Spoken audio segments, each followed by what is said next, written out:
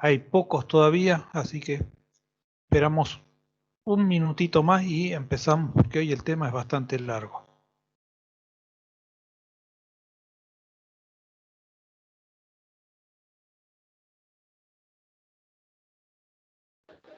Hola.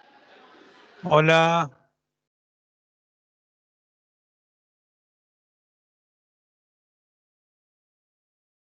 ¿Me escucharon o no me escucharon? ¿O estoy hablando sin que me escuchen? Sí, se escucha. Ah, bueno. Estamos mejor que el otro día entonces.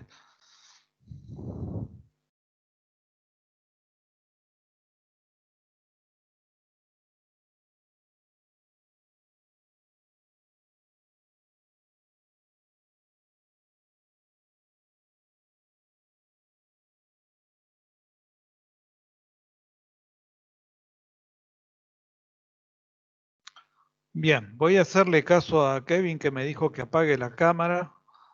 Voy a apagar la cámara y voy a compartir el video a ver si no tenemos tantos problemas como el PowerPoint voy a compartir. A ver si no tenemos tantos problemas como el otro día para comunicarnos. Ahora parece que anda bien igual, profe.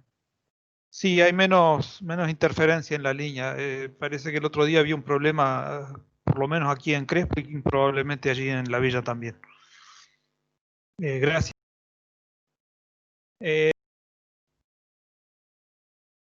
Hoy vamos a hablar de digestivo, pero como por lo que vi, ustedes ya estuvieron escuchando bastante ayer y hoy, aparte del parcial, que espero que haya sido bueno para todos.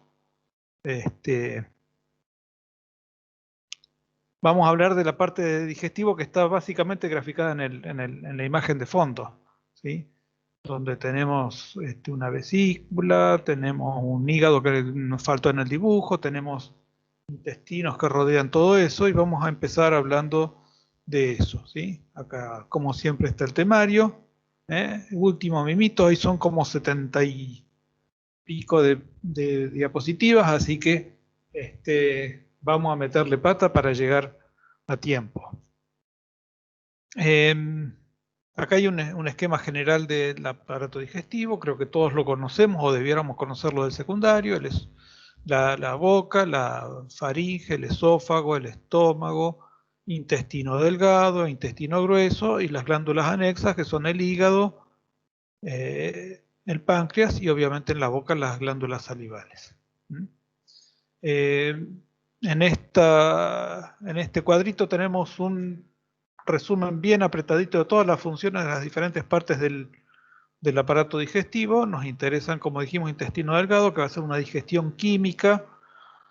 La tercera fase de la digestión química, la primera es en la boca a través de las glándulas salivales, la segunda en el estómago a través de la acidificación de ese bolo alimenticio, y en el intestino delgado va a sufrir una alcalinización, ya nos vamos adelantando un poquito, y se van a liberar una serie de enzimas que van a digerir los diferentes nutrientes y se van a ir absorbiendo iones, agua, vitaminas, sustancias que absorber y empiezan a volcarse al torrente no, a la luz del tubo digestivo, empiezan a volcarse las sustancias que no son necesarias en el organismo.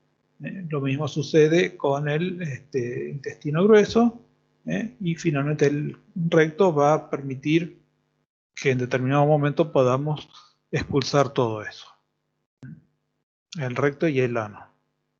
El páncreas va a estar encargado de fabricar parte del jugo pancreático, mejor dicho, todo el jugo pancreático, que son gran parte de las enzimas digestivas que van a actuar durante la digestión química del intestino delgado, igual que el hígado va a secretar la bilis, que contiene sales biliares que permiten el tratamiento de las sustancias grasas o de los lípidos.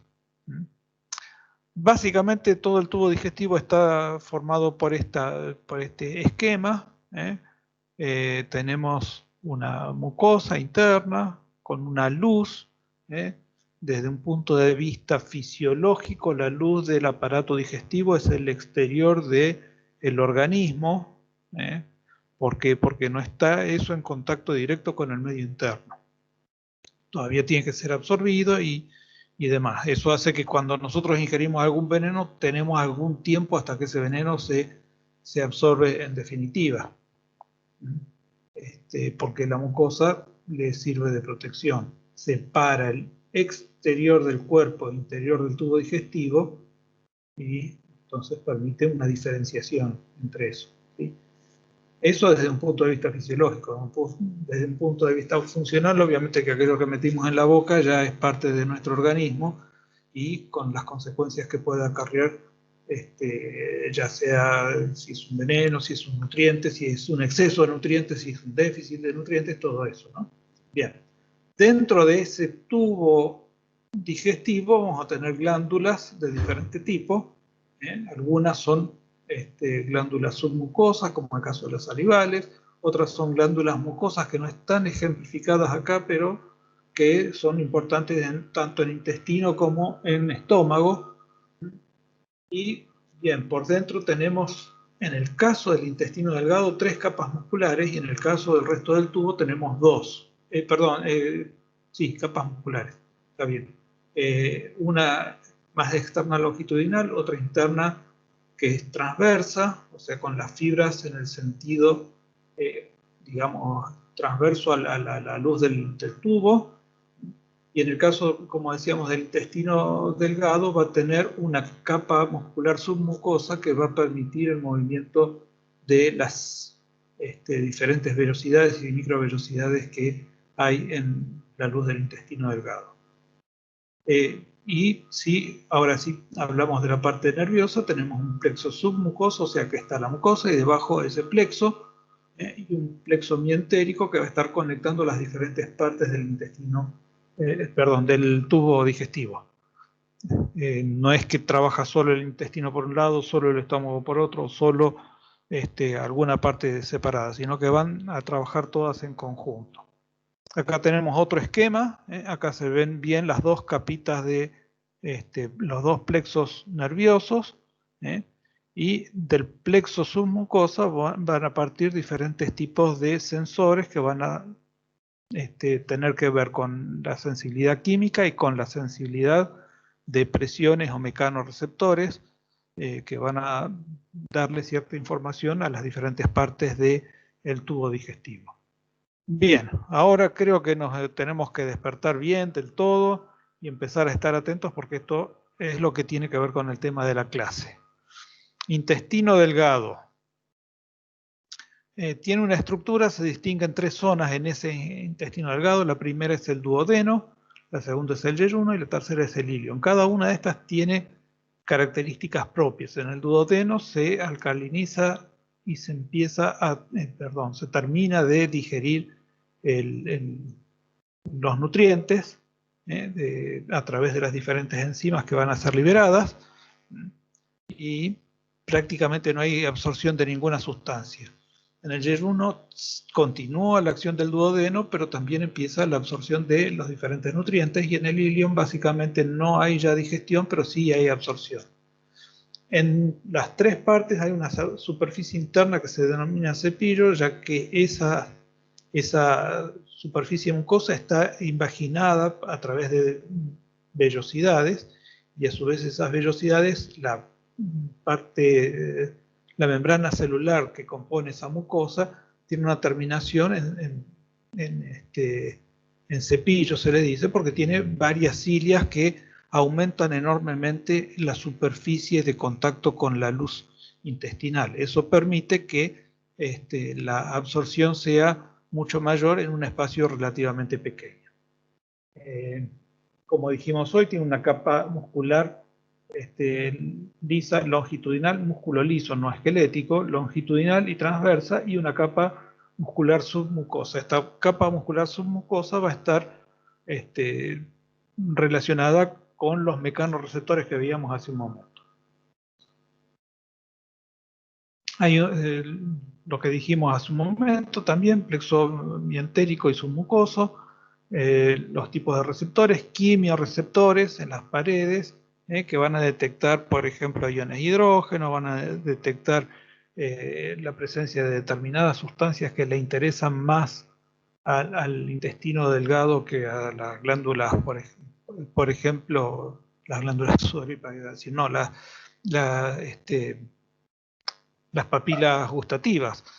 Son sensaciones diferentes. Lo que pasa es que las papilas gustativas nosotros las hacemos evidentes en nuestra corteza cerebral, mientras que las recepciones químicas del intestino delgado no son evidentes, sino que son recepciones que van a afectar más que nada al sistema nervioso autónomo y a la regulación del aparato digestivo. Los mecanorreceptores, como dijimos recién, van a responder a la distensión o a la tensión que se pueda generar en el lugar. Y eso va a traer aparejado diferentes reacciones. Por ejemplo, la presencia del bolo alimenticio en la primera parte en el duodeno va a liberar determinadas sustancias que frenan en cierta forma la acción de la digestión en el estómago. ¿Cómo es la motilidad en el intestino delgado? Hay una actividad motora relacionada con la llegada del quimo, que es lo que acabamos de decir. Hay movimientos que van a producir, por un lado, el avance de ese quimo y por otro lado van a producir la mezcla de las diferentes enzimas y sustancias digestivas con ese quimo, y en ese caso estamos hablando de segmentación. ¿Por qué segmentación? Porque la contracción de los músculos que son transversos a la luz van a hacer que el tubo intestinal parezca como segmentado, como que está contraído en una parte y relajado en otra, y eso hace que se vea como cortadito en pedazos o estrangulado en algunas porciones debido a la acción de esos músculos transversos. Y el peristaltismo va a permitir que avance el quimo a lo largo de la luz intestinal. Hay movimiento de vellosidades intestinales, como dijimos recién, debido a los haces musculares lisos también submucosos, y hay un complejo motor migrante interdigestivo. Este complejo motor migrante actúa para liberar al tubo digestivo de, y esto entre comillas, ¿no?, de los restos de quimo en este caso, o de bolo alimenticio. Van a recorrer el tubo digestivo. Una vez que terminó su función, van a hacer ondas que van a recorrer el tubo digestivo, tratando de ir llevando en forma apical todos los restos de la digestión. Ese complejo motor migrante tiene tres fases. Una es ausencia de actividad, otra es una actividad espontánea irregular, y la tercera es una actividad rítmica que va a, como decíamos, tratar de limpiar, entre comillas, la luz del tubo digestivo. Responde a una inervación perientérica alrededor de todo el tubo digestivo, y responde a mecanorreceptores. También está relacionado con la inervación simpática. Es decir, todo eso está comandado por el sistema simpático. El intestino delgado tiene una función secretora, ¿sí?, regulada por estímulos táctiles o irritantes, mayormente los irritantes más que los táctiles. Y esa función secretora va a hacer que se liberen tampones. Esos tampones van a regular la acidez, ¿sí? ¿Se acuerdan que la saliva también tenía un efecto tampón que va a hacer que el pH tienda a ser neutro en el caso de la boca, ácido en el caso del estómago, y no por la presencia de tampones, sino por la presencia del ácido clorhídrico, y en el caso del intestino delgado va a ser alcalino debido a la composición especialmente de ácido carbónico. Entonces esos van a regular la acidez del medio. Va a haber enzimas que va a liberar el intestino delgado, como son la lisosima y la enterocinasa, que esta enterocinasa o enteroquinasa va a activar a una enzima que se llama tripsina. Ya vamos a ver cuando veamos páncreas exócrino, cuando veamos la función exócrina del páncreas, vamos a ver qué función tiene la tripsina. Y obviamente tiene que haber un moco, que es un protector de superficie, como lo hay en el estómago. En el estómago es más abundante que en el intestino, pero tiene que haberlo. ¿Por qué? Porque al contrario del estómago, el pH en el interior del intestino delgado, especialmente en la primera parte, es alcalino. Y al igual que el ácido, tiende a destruir las paredes celulares. Entonces ese moco se deposita en la pared para evitar que los mismos enzimas digestivas ataquen a sus propias células. También se liberan hormonas, la gastrina, que va a frenar, como decíamos recién, la actividad del estómago, la secretina, la colecistocinina o colecistoquinina, no confundir CCK con CFK, esto no tiene nada que ver con CFK, el PIG o péptido inhibidor gástrico, péptido insulinotrópico de glucosa. ¿Qué quiere decir esto? Que este péptido va a estimular a la insulina para que actúe sobre la glucosa. Y una hormona más que se llama motilina, que va a estar ligada a la actividad del intestino precisamente. A su vez libera peptidasa, sacarasa, maltasa, isomaltasa, lactasa, lipasa intestinal. Las de arriba tienen que ver con los hidratos de carbono y la lipasa tiene que ver con los lípidos. ¿Sí? Otra vez, moco, líquido acuoso. Esto es muy importante porque no trabajan en seco ninguna de estas cosas. Necesitan de agua para poder trabajar, y no necesariamente tenemos que tomar nosotros agua con los alimentos, sino que el líquido proviene de las diferentes partes de nuestro sistema digestivo. Y se genera en lo que se llaman criptas de Lieberkühn y el móculo en las glándulas de Brunner. Las criptas de Lieberkühn son como pequeñas fosas, criptas, en la superficie intestinal, y en el fondo hay unas glándulas de Lieberkühn que van a liberar el líquido hacia la luz. Bien, hablábamos recién de reguladores, la gastrina, la colecistocinina, la secretina y el péptido inhibidor gástrico o PIG. Y hay otros que estimulan la insulina, la motilina y la serotonina, y otros que inhiben la secretina y el glucagón, la actividad del intestino. La gastrina se libera en la célula G del antro gástrico, son liberadas y mediadas por distensión estomacal, afectan o estimulan la inervación vagal, y está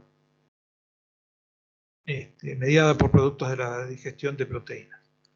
Estimula la secreción gástrica y estimula la movilidad y el crecimiento de la mucosa. Va a hacer que esa mucosa se renueve. La colecistocinina está liberada por las células C del duodeno, estimuladas por grasas y aminoácidos, y estimula sobre todo la secreción por células pancreáticas.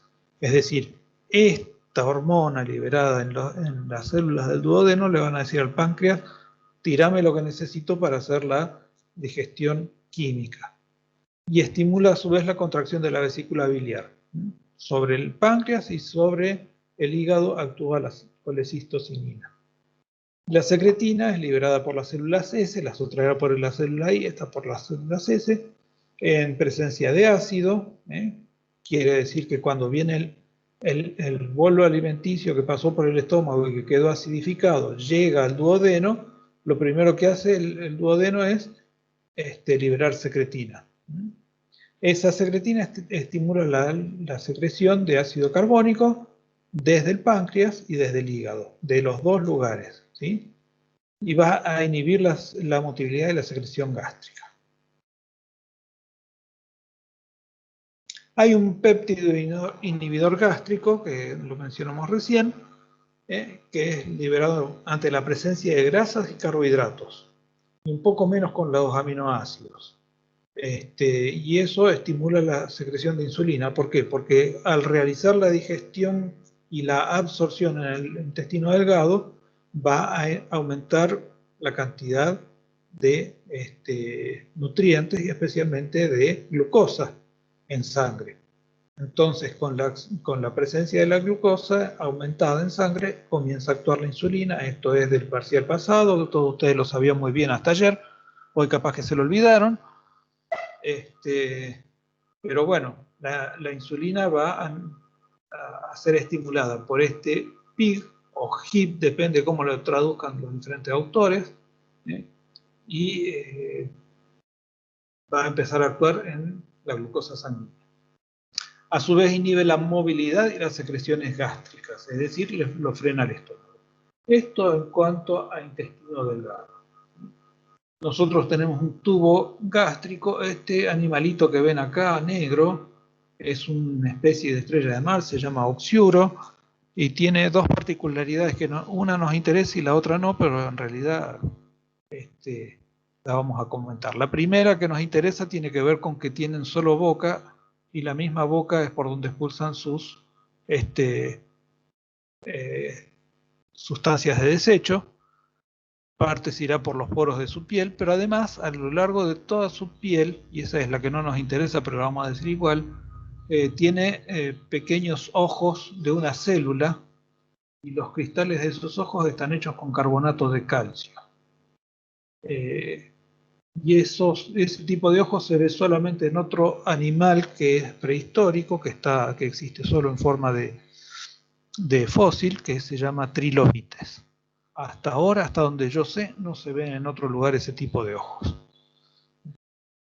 O sea que si hubiera evolucionado en las estrellas del mar y en los crustáceos que son trilobites. Nosotros no aceptamos la evolución, así que, bueno, por ahí si alguno de ustedes la acepta, mis respetos, pero en este caso no. Bien, intestino grueso. Hablamos recién del delgado, pasamos a la segunda parte, el intestino grueso. Recto, llano. ¿Cómo se mueven? El colon conserva agua, electrolitos y participa en la formación de almacenamiento y eliminación periódica de materiales indigestibles. ¿Qué quiere decir esto? Que va a darle la hidratación ideal a ese quimo, que ahora ya estamos hablando de heces. Le va a dar la hidratación ideal a través del intercambio de electrolitos y agua en la superficie intestinal. Tiene lo que se llaman austras o saculaciones, que van a tener que ver con músculo longitudinal que ya no está cubriendo todo el tubo digestivo, sino que está con porciones que van a lo largo, y se concentra en 3 haces, en 3 partes, en lugar de ser algo continuo. No hay austras en la parte inferior, o sea, en lo que llamamos el recto, y ahí ya vuelve a formar una capa uniforme como en el resto del tubo digestivo. Pero en el colon transverso esa capa entera se separa en 3 fases o 3 hojas o 3 grupos de 3 haces de músculos transversales. Si bien el tránsito de los alimentos a través del estómago y el intestino se mide en horas o en minutos a veces, el que corresponde al colon se mide en días. ¿Qué quiere decir esto? Que puede haber determinadas partes de lo que nosotros digerimos que va a estar 24 o más horas dentro de nuestro intestino grueso, y a veces algunos dicen hasta 72 horas. A mí me parece difícil de creer, pero bueno, son los que estudiaron ellos. Yo no me puse a estudiar esta parte, mucho menos en un laboratorio, ¿no? Pero dicen hasta 72 horas puede haber alimentos que estén presentes en el tubo digestivo. La mayor parte del mezclado y el retraso en el tránsito ocurren en el hemicolon derecho, es decir, el ascendente. Y la frecuencia de las ondas aumenta a medida que se va aproximando hacia el final del colon. Al revés de lo que pasa en el resto del tubo digestivo, que va decreciendo a medida que se aproxima al intestino grueso. En este caso va aumentando. En el 90% de las veces, esas segmentaciones que forman las austras van impulsando el contenido hacia adelante para incrementar la absorción de agua y electrolitos. El 10% de las ocasiones son austras múltiples, a veces se contraen juntas y mueven el contenido en una distancia corta. El resto creo que lo pueden ver tranquilo. Esto. Los movimientos masivos se vinculan con el reflejo gastrocólico. ¿Se acuerdan que habíamos hablado al principio que había reflejos que los reflejos eran innatos y una serie de cosas? Eso era para el músculo estriado. En este caso nosotros estamos viendo reflejos que tienen que ver con el músculo liso y que dependen más del sistema nervioso autónomo que del sistema nervioso volitivo. Por eso tenemos que tener cuidado cuando hablamos de reflejos, ¿sí? En este caso son reflejos involuntarios y muchas veces ni siquiera nos enteramos que actuaron. Es más, nosotros comemos y nos olvidamos por un rato de qué es lo que comimos, simplemente el aparato digestivo sigue trabajando por su cuenta. Y el reflejo ortocólico estimulado por la adopción de la bipedestación, ¿sí? Cuando nos paramos, puede acelerar un poco los movimientos del intestino grueso.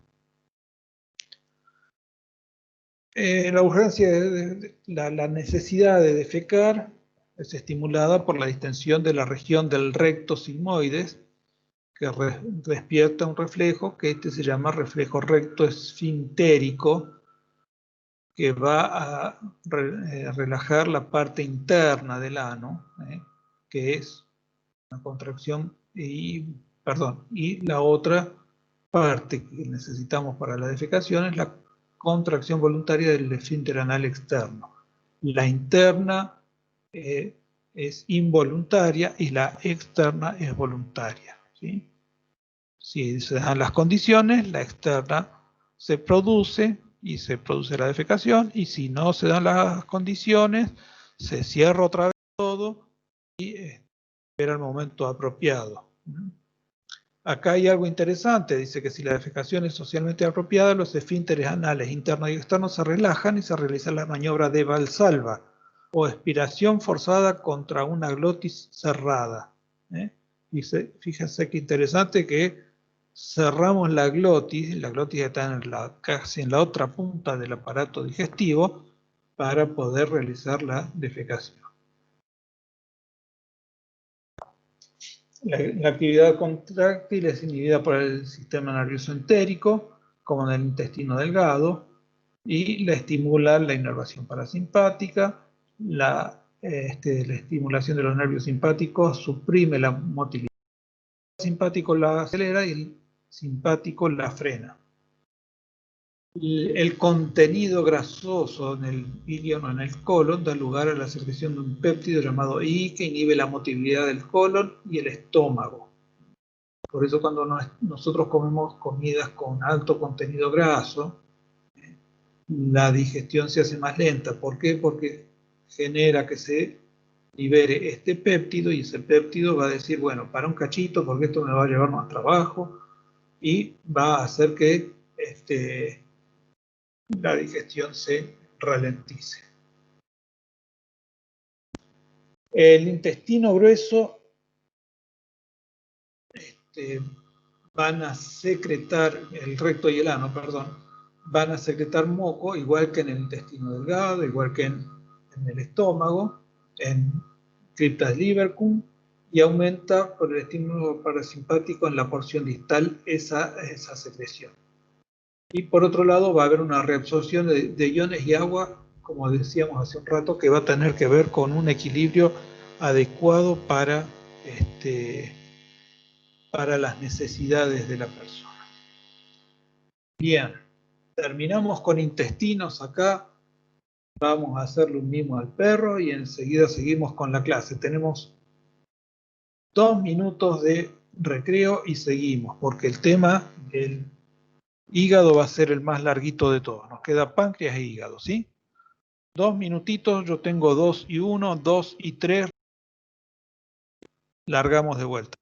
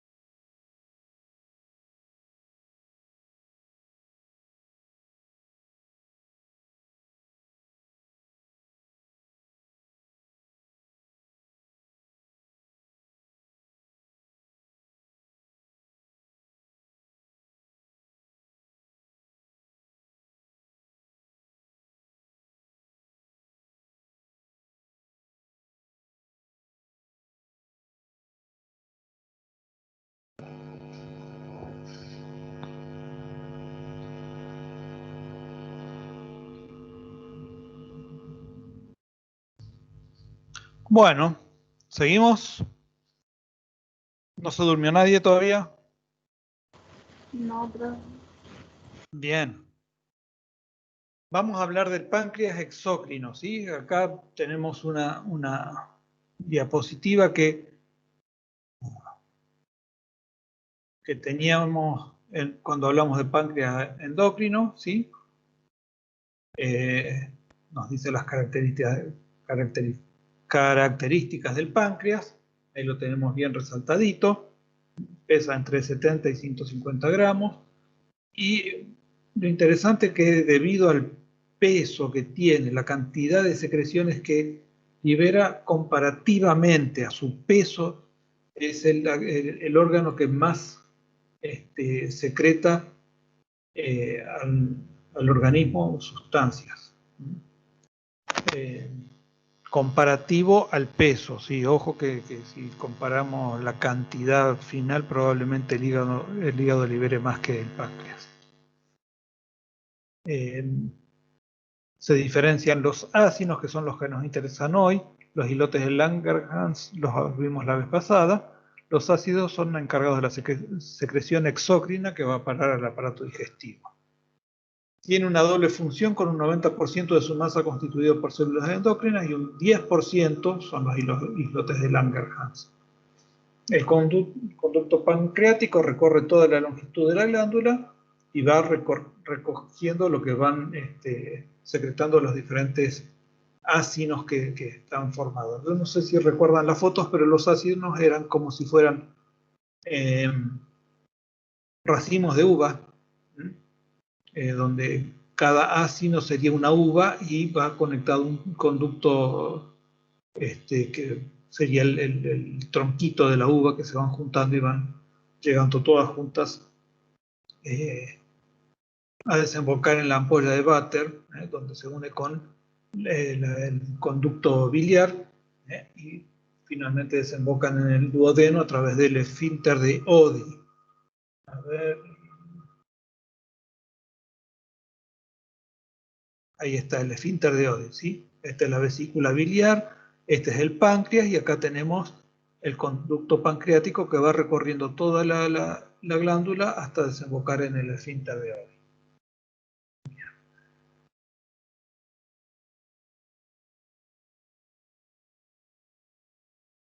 La unidad funcional del páncreas, entonces, dijimos que es el ácido, ¿sí? Y está constituido por células ciliares y células ductales, o sea, las células que forman el ácido y las células que van a formar los conductos.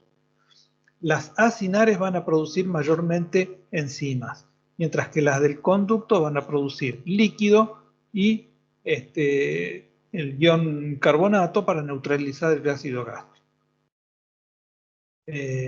La cantidad de ese ion carbonato es proporcional a la cantidad o al pH con que llegue el bolo alimenticio.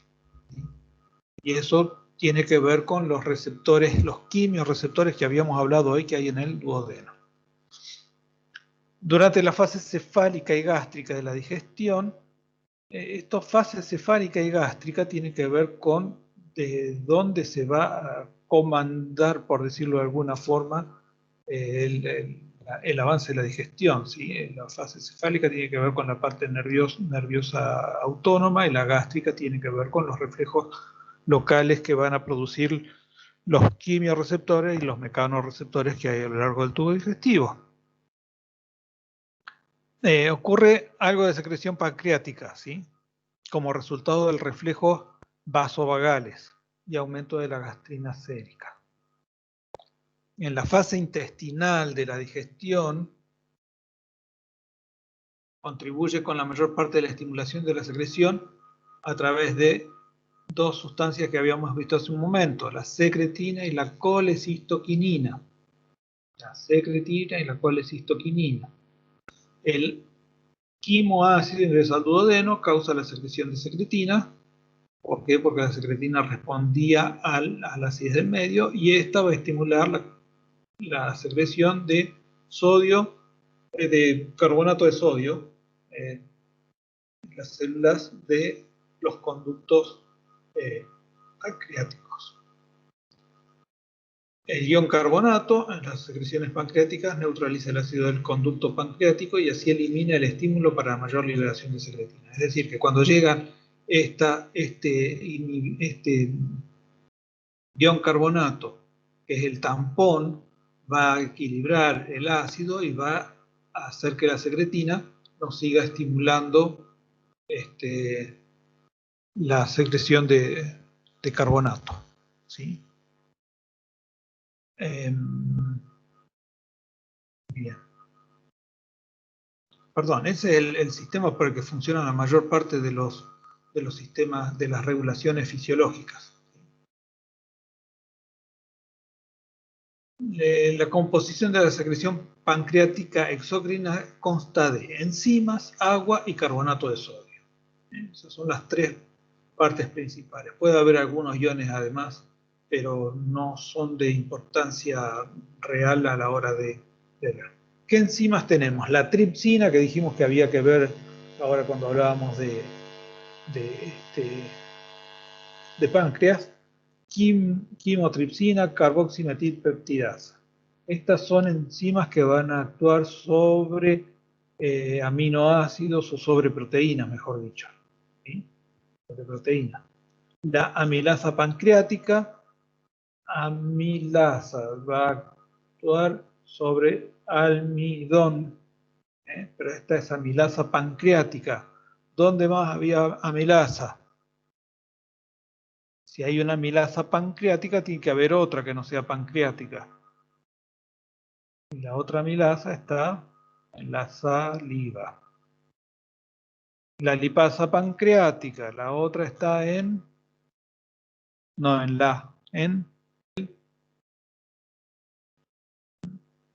colesterolasa y fosfolipasa. Estos actúan sobre lípidos. Y hay además un inhibidor de la tripsina. ¿Por qué hay un inhibidor de la tripsina? Porque de esa forma la tripsina, y ahora vamos a ver por qué hay solo inhibidor de la tripsina y no del resto. De esa forma la tripsina no está activa mientras se va secretando y llega inhibida hasta que está en el duodeno. ¿Por qué es eso? Bien.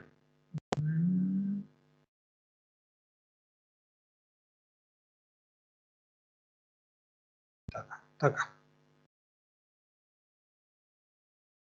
Se liberan como proenzimas todas esas enzimas, ¿sí? Cuando llegan al duodeno está la enterocinasa intestinal. Esa enterocinasa intestinal va a hacer que se active la tripsina. La tripsina, una vez que se activa a las otras enzimas y de esa forma llegamos a tener a las enzimas proteolíticas activas. Si esas enzimas proteolíticas se liberaran a la luz del tubo, del tubo pancreático como enzimas activas, lo que harían sería digerir ese tubo pancreático antes de llegar a donde tienen que llegar. O sea que se autodestruiría el páncreas si esas enzimas estuvieran activas. Al no estar activas y depender de la enterocinasa intestinal que va a activar a la tripsina y la tripsina a su vez activa al resto, es un sistema de seguridad para que esas enzimas se activen en el lugar donde necesitan estar activas y no antes, porque si no, como dijimos, se produciría un problema grave, que de hecho pasa en lo que se conoce como pancreatitis, que por algún motivo, en algunos tipos de pancreatitis, por algún motivo se tapan esos conductos pancreáticos y las enzimas después de un tiempo se activan en ese conducto pancreático y digieren parte del páncreas. Los productos de digestión de grasas y proteínas ingresan al duodeno, estimulan la secreción de colecistocinina, que promueve la secreción de enzimas pancreáticas. Se libera la colecistocinina y la secreción de enzimas pancreáticas. Entonces, esas enzimas, que algunas hidrolizan proteínas, otras hidrolizan almidones, otras hidrolizan grasas, muchas son proteolíticas y se liberan en su proforma. Tripsinógeno se convierte en tripsina por la acción de la enterocinasa y después se desactivan las otras. Cuando se secretan todas las enzimas y no queda una reserva enzimática en el páncreas, ¿sí? Y eso depende de un segundo mensajero que es el calcio para la secreción de enzimas pancreáticas. Otra vez el calcio involucrado en esto. Bien, este es el esquema que habíamos visto recién. Varios mecanismos protegen al páncreas de su autodigestión por las enzimas proteolíticas. Las enzimas se mantienen dentro de gránulos secretores hasta que son secretadas efectivamente. La enzima convertidora se localiza lejos del páncreas, es decir, en la luz del duodeno, y el inhibidor de la tripsina impide la activación de la enzima dentro del páncreas. Bien. Entonces, ¿cuál podemos decir en resumen cuál es la función del páncreas exócrino? Alcalinizador del quimo que viene del estómago, ácido, viene un quimo ácido del estómago, el páncreas lo alcaliniza. Y la digestión química final de los nutrientes que van a ser absorbidos en el intestino delgado. Esa digestión tiene que ver con la función excretora del páncreas. Acá tenemos un cuadrito con el resumen de lo que hace el páncreas, ¿sí? Cada una de estas líneas de diferente color va a hablar de almidones, grasas o proteínas y cómo lo va transformando en el estómago, en el intestino para su posterior absorción hacia la vena porta. Hacia la vena porta, no se olviden de esto, enseguida lo vamos a ver. A esta altura ustedes deben estar medio mareados como la chica que está tratando de salir de entre medio de los autos, pero, bueno, vamos bien en cuanto a tiempo. Yo me estoy apurando y capaz que llegamos bien. Así que vamos a tomar un respirito. Antes de empezar a hablar de hígado y sistema biliar, yo me tomo un trago de agua y sigo.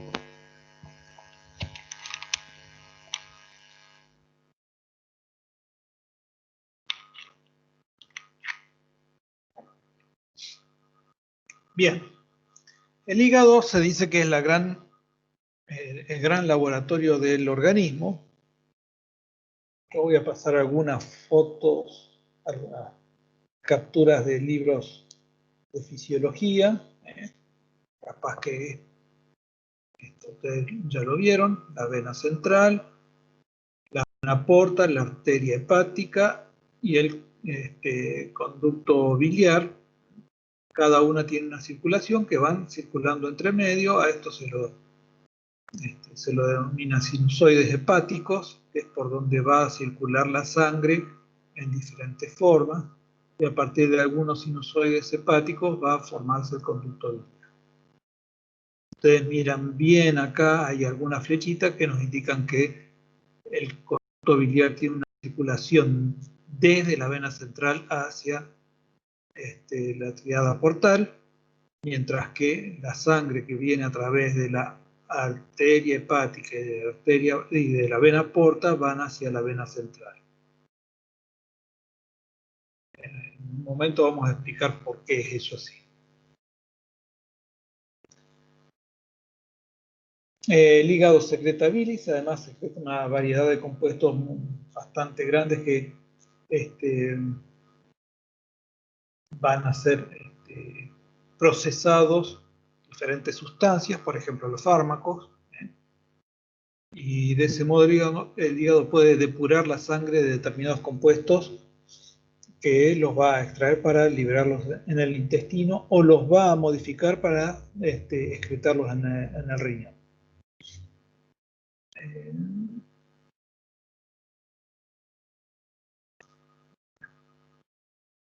Esto es lo que llamamos circulación enterohepática.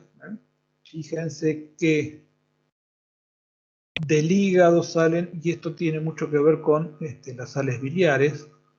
El hígado forma sales biliares, se almacenan en la vesícula biliar. Cuando llega el momento de utilizarlas, la vesícula se contrae y libera esas sales biliares a través del conducto colédoco, que se une en la ampolla de Vater, y salen a través del esfínter de Oddi al duodeno. Cuando llegan esas sales biliares al ilion, pasan a los capilares y van a través de la vena porta, otra vez van hacia el hígado. Esto hace, lo adelantamos un poquito, hace que las sales biliares sean utilizadas hasta 10 veces. Quiere decir que si acá salen 100 sales biliares, acá se reabsorben 90 y 10 se van.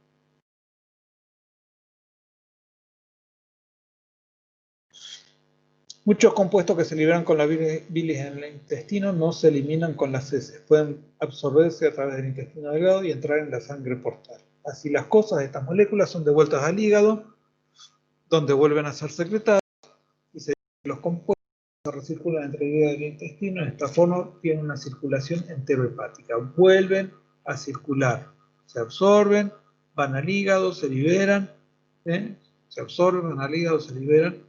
Como decíamos recién, se va alrededor de un 10%.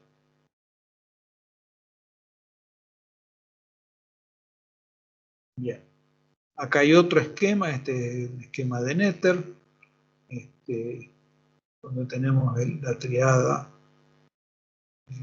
portal, o la triada que va a llegar por un lado, y por otro lado tenemos la vena central, que va a formar la vena hepática, que va a ir a parar a la vena cava inferior para volver a la circulación general.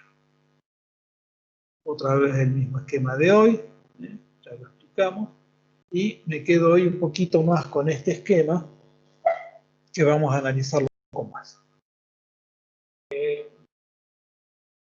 No sé si ustedes se acuerdan de histología, que esto tenía forma de hexágono. El lóbulo hepático tiene forma de pirámide hexagonal, prisma hexagonal.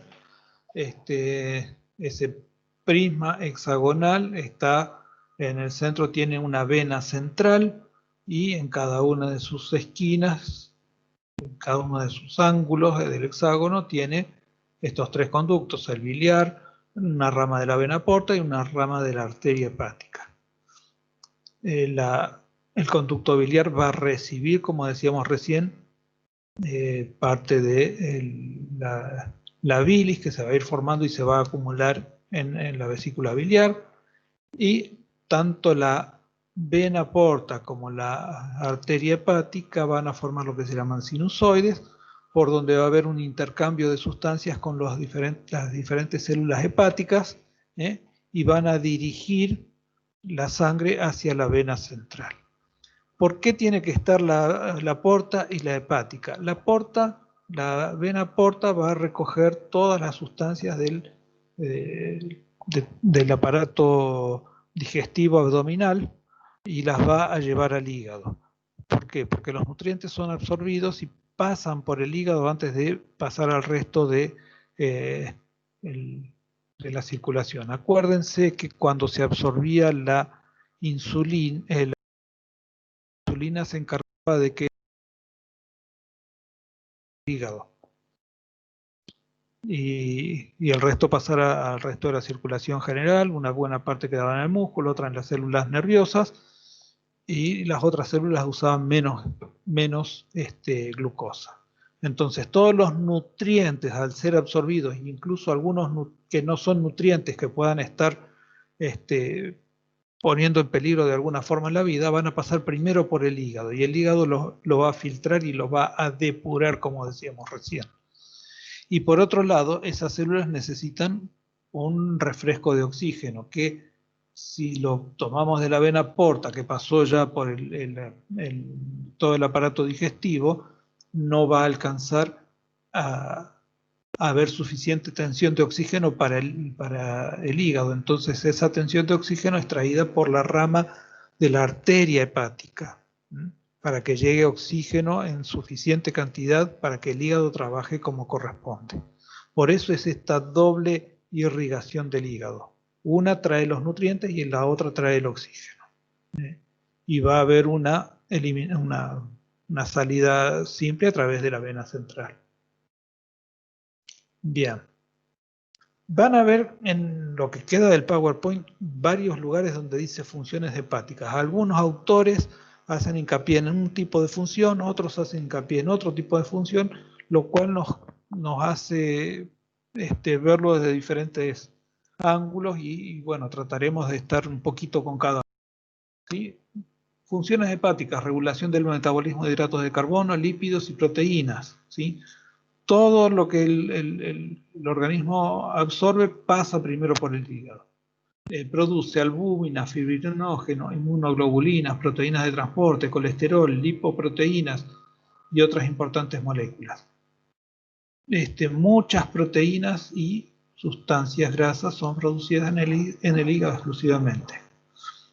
La regulación de la producción y excreción de colesterol va a regular el colesterol. Un sistema que me anda mal a mí porque ando con el colesterol alto, pero bueno, ¿qué le vamos a hacer? Va a estar a cargo de la beta oxidación de los ácidos grasos. El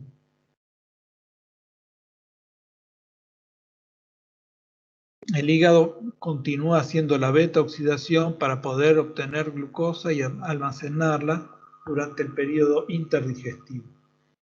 Esto tiene que ver que, o sea, no va a obtener glucosa a partir del almidón, sino a partir de ácidos grasos. Y si nosotros tenemos una ingestión alta de ácidos grasos, el hígado va a estar obviamente trabajando mucho más para poder descomponer esos ácidos grasos en glucosa, que sí la puede almacenar fácilmente. Si no alcanza a almacenar eso como corresponde, probablemente se transforme en lo que se llama hígado graso con el tiempo. Regula el metabolismo de los nutrientes, y a continuación tenemos por tipos de nutrientes discriminados. Los hidratos de carbono va a formar depósitos de glucógeno, ¿Se acuerdan que la insulina promovía a que se formara el depósito de glucógeno a partir de la glucosa que había en sangre? Cuando deja de actuar la insulina, ese glucógeno, cuando deja de haber glucosa en sangre, ese glucógeno se descompone en glucosa, que es liberada para mantener un nivel ideal por encima de 70 miligramos por decilitro.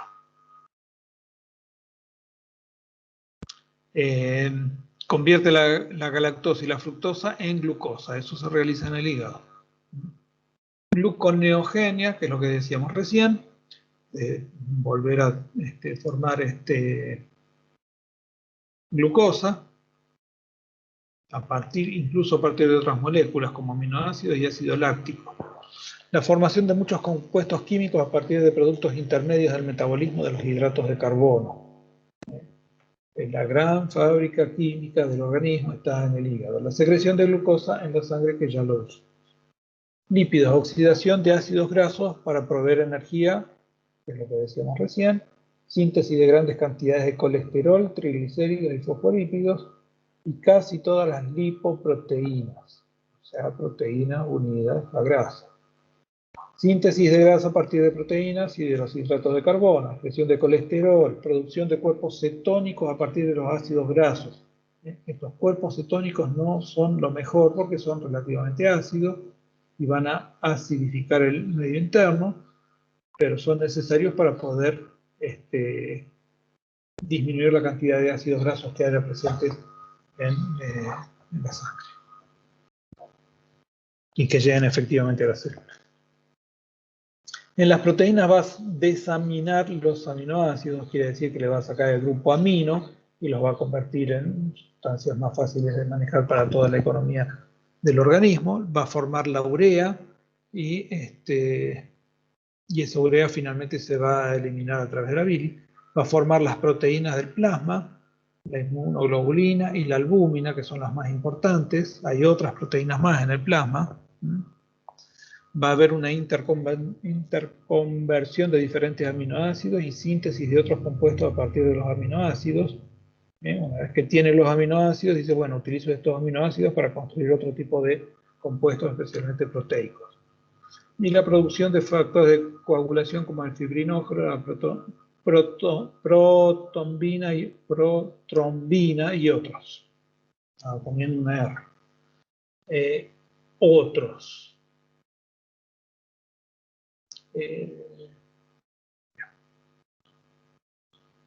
Acá tenemos un cuadrito donde está sintetizado todo lo que dijimos recién. Los hidratos de carbono los transforman en glucógeno, glucosa, grasa, compuestos intermedios. Los lípidos los transforman en glucosa, las proteínas en hidratos de carbono y urea. Y especialmente de hidratos de carbono y de lípidos va a obtener energía. En el caso de los lípidos, además va a obtener cuerpos cetónicos. Va a sintetizar glucógeno y glucosa de acuerdo a las necesidades. Va a sintetizar colesterol, ácidos biliares, triglicéridos, fosfolípidos, lipoproteínas, proteínas plasmáticas y factores de coagulación. Va a segregar glucosa, colesterol y acá habíamos hablado de urea, que va a ir a parar a la orina, que le va a dar el olor característico de la orina. Que eso vamos a ver en las clases que vienen.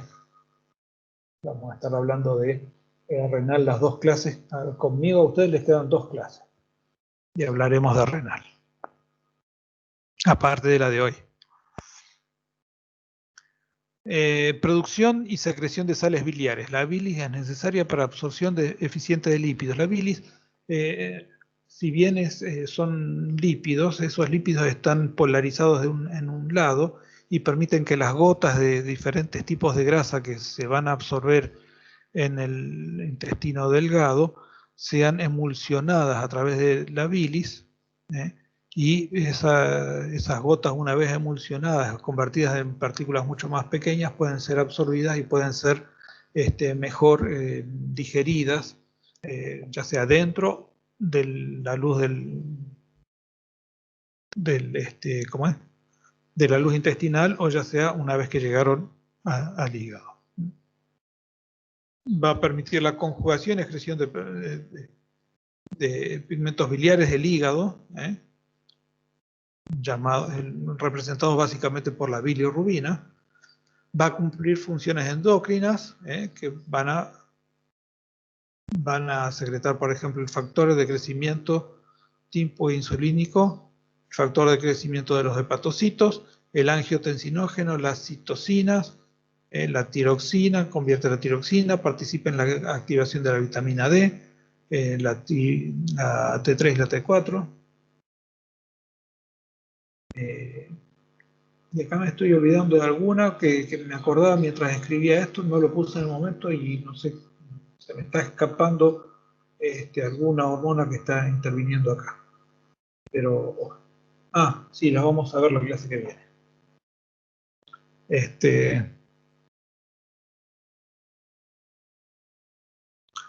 Funciones hepáticas 3 y todavía no se termina. Cuando lleguemos a la 4 va a haber más, no se hagan problema. La detoxificación va a sacar un montón de sustancias que puedan ser nocivas para el organismo, ¿sí? Hay una célula llamada células de Kupfer, capaz que se acuerdan del año pasado de histología, que son macrófagos fijos dentro del hígado, bueno, se me fue el nombre ahora, del hexágono hepático, que no es ese el nombre, pero bueno. Ahí hay células de Kupfer, que son células macrófagas fijas. Básicamente, ¿qué va a hacer? Va a tomar los eritrocitos que están deficientes por diferentes motivos y los va a sacar de circulación. Va a alterar químicamente moléculas que son biológicamente activas, ya sean hormonas, ya sean fármacos, y acá no está puesto, pero podríamos agregar venenos. Va a producir la urea, el ácido úrico, otras moléculas que son menos tóxicas que los compuestos originales. Va a trabajar sobre otras moléculas haciendo diferentes procesos que vamos a ver después, que va a hacer que su toxicidad disminuya. Va a hacer la excreción de moléculas en la bilis que tienen que ver básicamente con lo que decíamos hoy de emulsificar las grasas, además de algunas sales más. Va a almacenar vitaminas y hierro, va a almacenar el complejo vitamina D. Ahí tenemos la ferritina, que contiene el 25% de hierro del cuerpo, que va a ser útil para formar glóbulos rojos y producir hemoglobina. Bien. ¿Qué compuestos van a ir a los conductos biliares? Sales biliares, urobilinógeno, colesterol, lecitina, bilirrubina, ampicilina. Estos tres acá son antibióticos. Y bueno, acá también las sulfonamidas son quimioterápicos. Ampicilina, streptomicina, tetraciclina, penicilina, sulfonamidas. ¿Qué importancia tiene para nosotros? Para fisiología en estos momentos no tiene mucha importancia esto, pero sí va a tener importancia en el momento que nosotros recetemos. Si alguien tiene algún hepatitis, por ejemplo, no le vamos a recetar un medicamento que se elimine por el hígado, porque el hígado ya está sufriendo suficiente, ¿sí? Entonces, tenemos que ver eso. Si alguien tiene problemas renales y no tiene hepáticos, bueno, buscamos un medicamento que se elimine a través del hígado. Si alguien tiene problemas hepáticos y no renales, buscamos un medicamento que se elimine a través del riñón.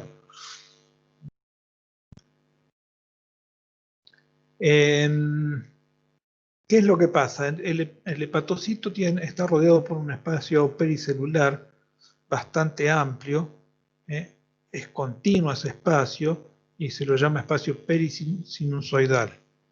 Y además los hepatocitos no tienen una membrana celular, digamos, típica, sino que van a tener digitaciones, digitaciones que se van a prolongar hacia ese espacio perisinusoidal, aumentando el área de contacto para que pueda tener mayor interacción con el líquido perisinusoidal y el hepatocito. Las células hepáticas tienen gran capacidad de regeneración. Se dice que si nos quedamos con el 25% de nuestro hígado, puede volver a generarse la totalidad del hígado a partir de ese 25%.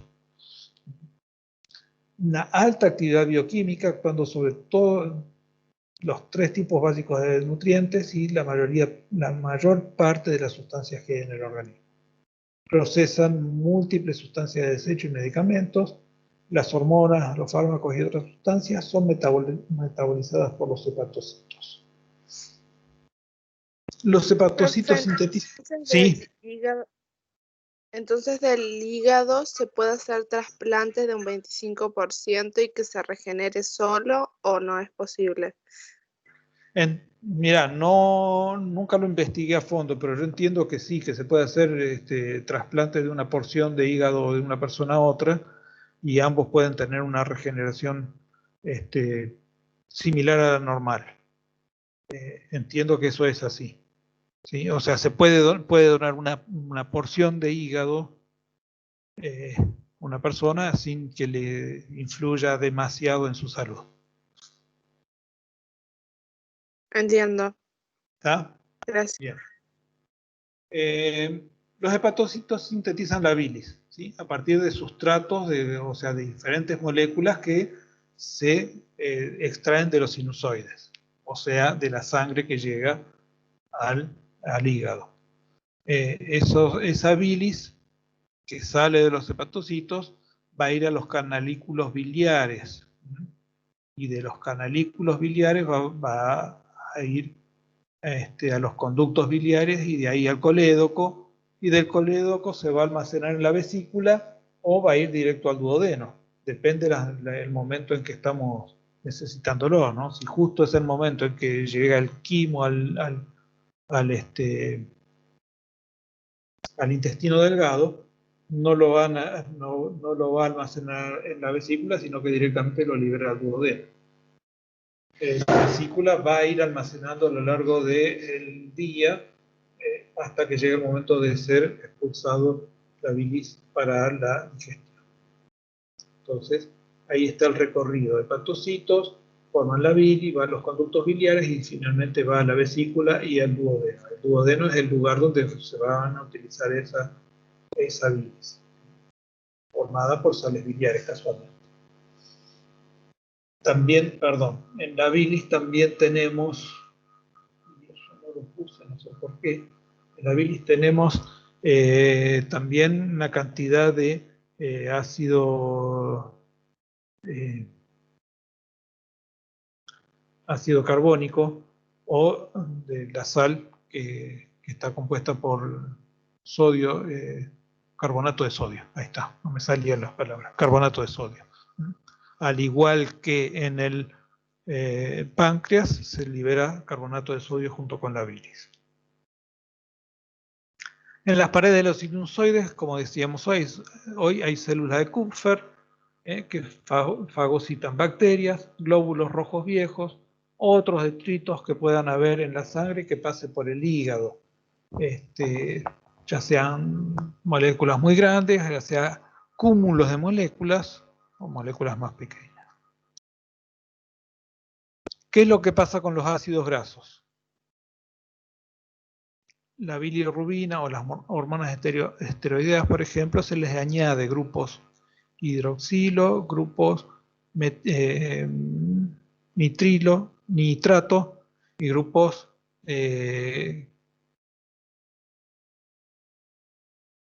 carbonato. Van a actuar diferentes enzimas, la monooxigenasa y la aminotransferasa. Se acoplan, se agregan con otras sustancias que pueden ser el ácido glucurónico, el acetato, el glutatión, la guana, sulfato, y son transformados y eliminados por el riñón o por el hígado. Ahora enseguida vamos a ver otra sustancia más diferente a esta. Esto es un ejemplo, son una cantidad impresionante de sustancias que puede haber en el hígado. La secreción biliar reduce la tensión superficial de los líquidos para permitir la absorción, elimina el colesterol y la bilirrubina y otros desechos sanguíneos y se concentra en la vesícula perdiendo agua y varios electrolitos. La bilis se secreta en forma continua por los canalículos y eso se va a almacenar, como decíamos, en la vesícula. La tasa de secreción depende de que haya presencia de alimentos o no, y la vesícula biliar es el reservorio. Bien.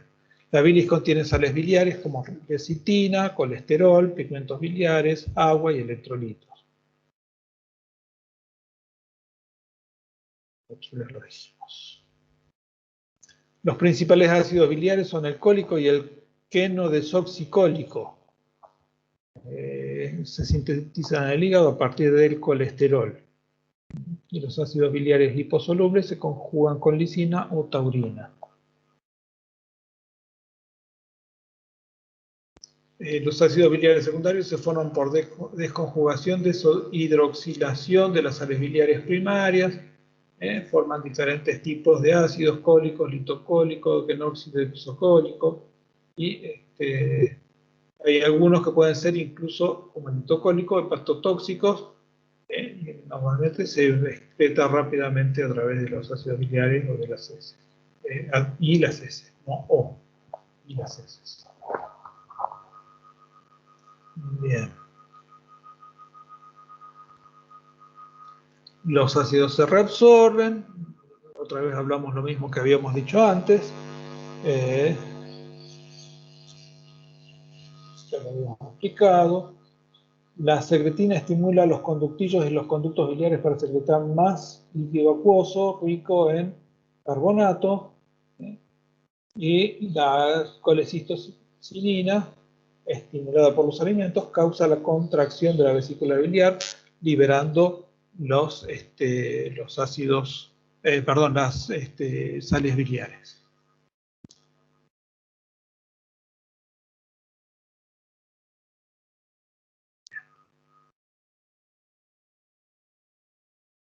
Como ustedes bien saben, el hígado va a metabolizar la bilirrubina. La bilirrubina es producto de la descomposición de ¿qué sustancia? Fisiología 1 es esto. ¿De dónde viene la bilirrubina? ¿No era de la hemoglobina? La hemoglobina, de la hemoglobina, bien. De la hemoglobina. La bilirrubina va a ir al hígado, va a formar bilirrubina. Otras proteínas también, pero mayormente la hemoglobina. Y se va a conjugar. Y esa bilirrubina conjugada con albúmina o con otras proteínas, va a ir al plasma, al hepatocito, a la bilis en definitiva. ¿Sí? De la bilis va a pasar al riñón y se va a eliminar. Ese es el destino final de la bilirrubina, producto de la hemoglobina. De ahí es la importancia. Acá está ejemplificado todo en un dibujo. Va pasando de uno a otro.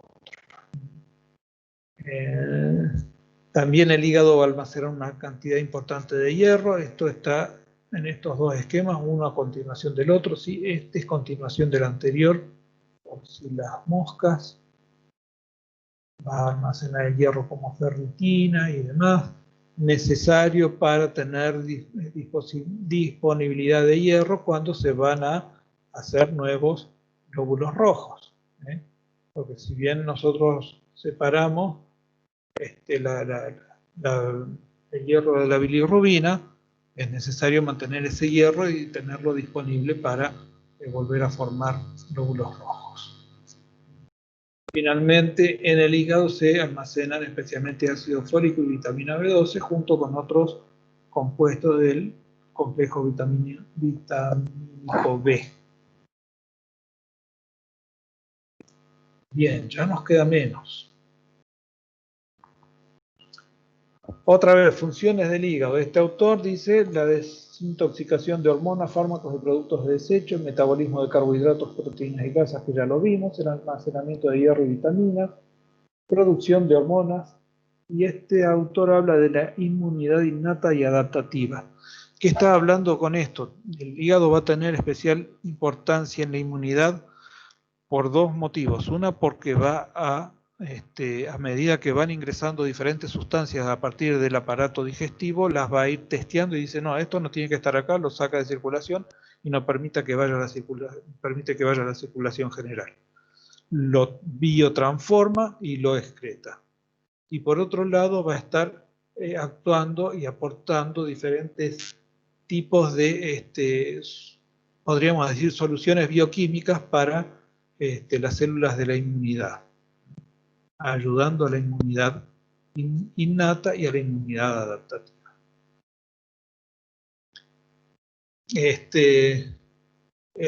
Esta autora habla de la secreción de la bilis, del procesamiento metabólico de los nutrientes, eliminación de glóbulos rojos de la sangre, que el otro autor no le daba tanta bolilla, lo que hablábamos recién de la formación de hemoglobina útil para los glóbulos rojos, que saca de los viejos y almacena el hierro para reutilizarlo. La eliminación de desechos del organismo, producción de pigmentos biliares, la formación de colesterol, síntesis de proteínas plasmáticas, recuerdan que hablamos de inmunoglobulinas y de albúmina. Secreción y modificación de algunas hormonas, trabaja especialmente con el depósito de calcio a través de la vitamina D.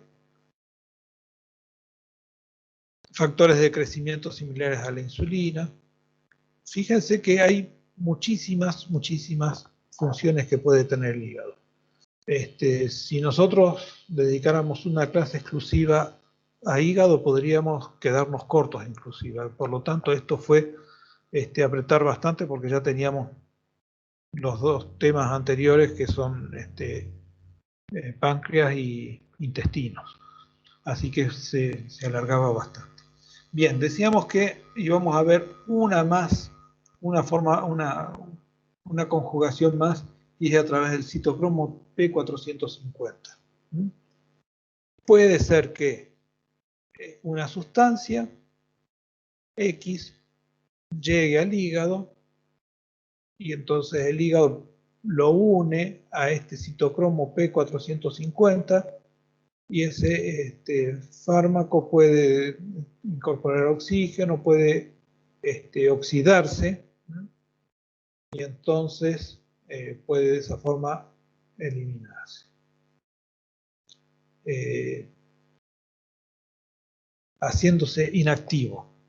Esa sería la primera fase, ¿sí? La primera fase, el fármaco se oxida, se hidroliza o se polariza.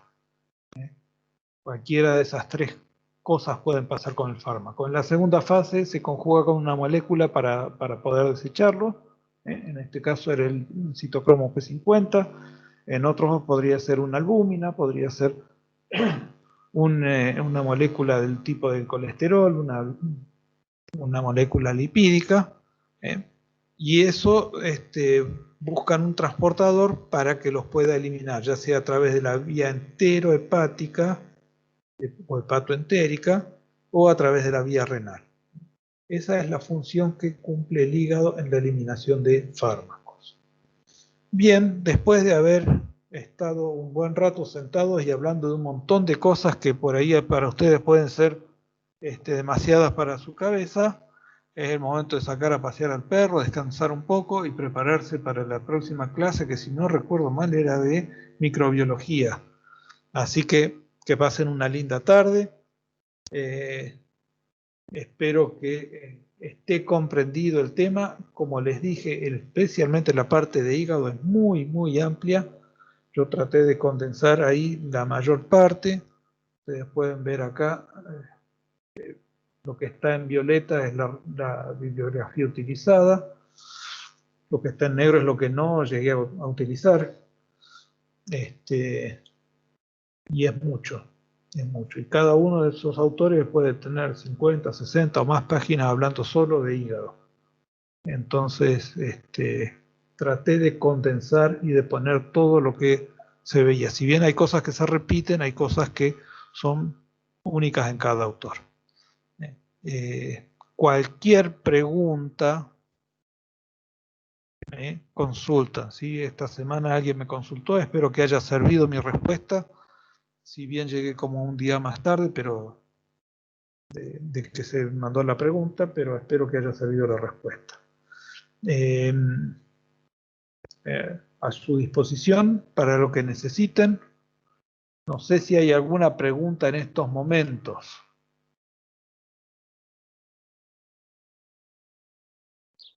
Para mí no, pero después si tengo alguna pregunta al consultar los libros, le mando también un mail. Exacto. No hay No, ningún profe, problema. gracias. ¿Quieren? No se vayan todavía. Que tengo que pasar lista. Unos segunditos.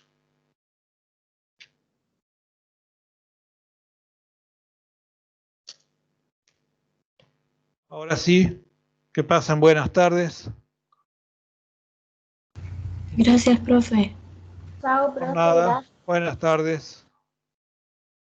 Chao, profe, gracias. Chao.